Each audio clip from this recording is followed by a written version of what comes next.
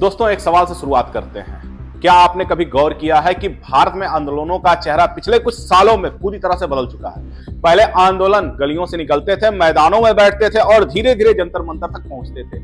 लेकिन अगर हम आज की बात करेंगे तो सीधे नेशनल हाईवे पर शुरू होते हैं और महीनों तक पूरे सिस्टम को रोक देते हैं। पहले मांगे स्थानीय होती हैं, आज की अगर हम बात करेंगे तो ग्लोबल हेडलाइन बनती है। ट्विटर पर ट्रेंड करता है, विदेशी बयान आते हैं और अंतरराष्ट्रीय दबाव। तो सवाल यह है, क्या ये सब अपने आप हो रहा है या इसके पीछे कोई इनविजिबल स्क्रिप्ट लिख रहा है? इसी सवाल ने भारत सरकार को एक बड़ा कदम उठाने पर मजबूर किया। गृह मंत्रालय ने फैसला लिया है कि अब भारत के सभी बड़े आंदोलनों का पोस्टमार्टम किया जाएगा। 1947 से नहीं, खास तौर पर 1974 के बाद से। और इसके लिए मिनिस्ट्री ऑफ होम अफेयर्स ने BPRD, bureau of police research and development को एक खास जिम्मेदारी दी।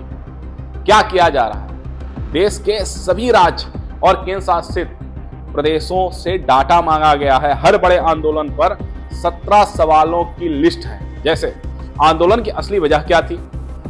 क्या यह अचानक से शुरू हुआ या पहले से प्लान किया गया? पुलिस का रिस्पांस कैसा था? और सबसे संवेदनशील सवाल, क्या इसके पीछे कोई वेस्टर्न इंटरेस्ट था? इस पूरे डेटा से क्या बनेगा? एक नेशनल SOP यानी कि स्टैंडर्ड ऑपरेशन प्रोड्यूसर। मतलब भविष्य में जब भी भीड़ इकट्ठा होगी, पुलिस को अंदाजे से नहीं, एक प्लेबुक के मुताबिक काम करना होगा। इसे कुछ लोग प्रिवेंटिव सिस्टम कह रहे हैं और कुछ लोग आंदोलन पर सर्जिकल स्ट्राइक कर रहे हैं। लेकिन 1974 ही क्यों? क्योंकि 1974 भारतीय लोकतंत्र का टर्निंग पॉइंट था। गुजरात का नवनिर्माण आंदोलन, जो हॉस्टल मेस के बिल से शुरू हुआ और सरकार गिरा दी। जेपी आंदोलन, सिंहासन खाली करो जनता आती है।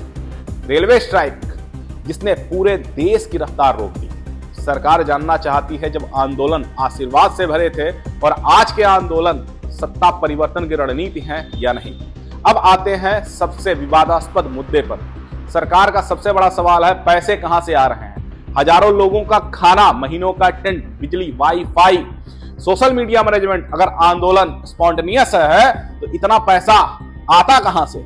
और दूसरा सवाल, नैरेटिव बिल्डिंग। अचानक हजारों अकाउंट एक्टिव हो जाते हैं, ट्रेंडिंग हैशटैग चलने लगते हैं, ग्लोबल टूल किट सक्रिय हो जाते हैं। ग्रेटा थनबर्ग की टूल किट को आपको अगर याद है तो यहीं से उठता है डीप स्टेट का कॉन्सेप्ट। सरकार का आरोप है, कुछ NGOs, विदेशी संस्थाएं और लॉबी ग्रुप भारत में अराजकता फैला करके इकोनॉमिक वेलफेयर कर रही हैं। क्या भारत अकेला है? नहीं दोस्तों। कनाडा में फ्रीडम कॉन्वे बैंक अकाउंट तक भी फ्रीज कर दिया गया था। फ्रांस में येलो वेस्ट, ड्रोन और फेस रिकॉग्नाइजेशन किया गया था। अमेरिका के कैप्टन हिल के बाद में पूरा सिक्योरिटी मैनुअल ही बदल दिया गया था। पूरी दुनिया एक बात समझ चुकी है, राइट टू प्रोटेस्ट और नेशनल सिक्योरिटी के बीच एक बहुत पतली सी रेखा है। भारत में भी संविधान यही कहता है। आर्टिकल 19 आजादी देता है अभिव्यक्ति की, लेकिन आर्टिकल 19(2) या 19(6) कहते हैं ये आजादी एब्सोल्यूट नहीं है, रिस्ट्रिक्शंस है, इसमें रिस्पॉन्सिबिलिटी है। सवाल यही है, क्या SOP हिंसा रोकने का औजार बनेगी या हर असहमति को कुचलने का? क्या वाकई डीप स्टेट एक्टिव है या ये सरकार की असहजता का जवाब है? अब फैसला आपको करना है, कमेंट में बताइएगा जरूर। क्या ये कदम भारत को सुरक्षित बनाएगा या लोकतंत्र को कमजोर करेगा? क्योंकि दोस्तों, ये सिर्फ आंदोलन का नहीं, आपकी आजादी और देश की सुरक्षा का सवाल है। इसे इग्नोर मत कीजिएगा, कमेंट जरूर कीजिएगा और सोचिएगा और सवाल पूछते रहिएगा। धन्यवाद।